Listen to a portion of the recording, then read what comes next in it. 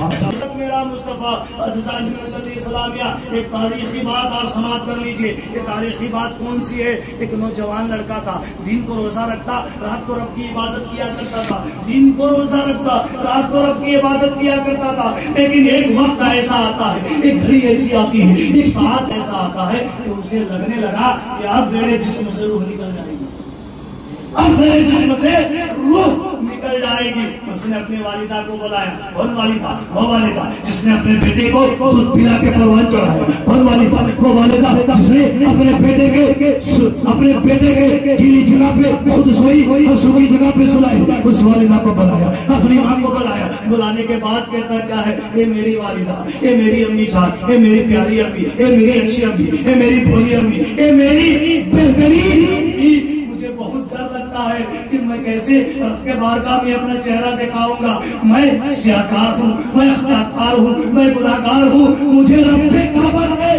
بہت ڈر لگتا ہے اگر میری موت ہو گئی تو میں اپنا چہرہ اپنے پروردگار کے سامنے کیسے دکھاؤں گا. اے امی, میری وصیت ہے, اس وصیت کو سنیے. اب امی تو کیا چاہتا ہے, ماں کی یہی خواہش ہوتی ہے کہ جب میں مروں تو میرا بیٹا مجھے کردا دے. ہر باپ کی یہی خواہش ہوتی ہے کہ جب میں مروں تو میرے لال, میرے لاڈلے, میرے پیارے, میرے بچے دے کے قبرستان میں پہنچائے. لیکن یہاں تو ماں سوچ رہی ہے کیا اور دیکھ کیا رہی کہ میرا بیٹا مجھے بلا کر کے وصیت کر رہا ہے. جب بیٹا بلایا ماں کو, ماں جب تشریف لائی تو ماں کہتی ہاں بیٹا بولنا, تو کیا کہنا چاہتا ہے؟ ماں رو رہی ہے اور کہتی کیا ہے؟ بولنا.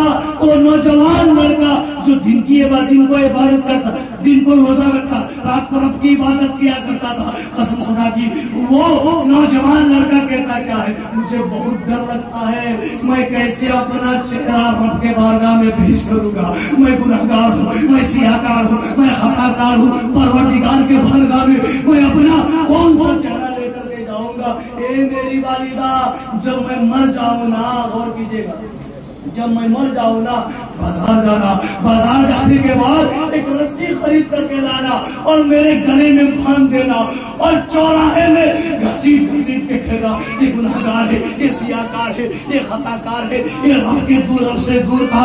اور گناہگار کے ساتھ یہی ہوتا ہے. ماں بول رہی ہے کہ میرا بیٹا مجھ سے کیسے وصیت کرا رہا ہے کہ میں بازار جاؤں اور بازار جا کر کے رسی خرید کر کے لاؤں اور رسی خرید کر کے اپنے بیٹے کی گردن میں باندھوں اور گردن میں باندھنے کے بعد محلے میں سب کو آواز دے کر کے کہوں کہ یہ گناہگار ہے, یہ سیاکار ہے, یہ خطاکار ہے. اتنا کہنا ہوتا ہے. ماں ساون اور بھادو کے جیسا رو رہی ہے اور آگے سر سنتی کیا ہے, کہتا کیا ہے؟ اے میری والدہ, دوسری وصیت میری یہ ہے کہ جب میں مر جاؤں گا تو اپنے لاڈلے, تو اپنے بیٹے جسے تو نے دودھ پلا کے پروان چڑھایا, ارے جس کے گیلی جگہ پہ تو خود سوئی تھی, یہ میری والدہ, مجھے دن میں دفن نہیں کروانا ہے, مجھے دن میں دفن نہیں کروانا, دن میں دفن نہیں کروانا, رات میں میرا جنازہ قبرستان بھجوانا.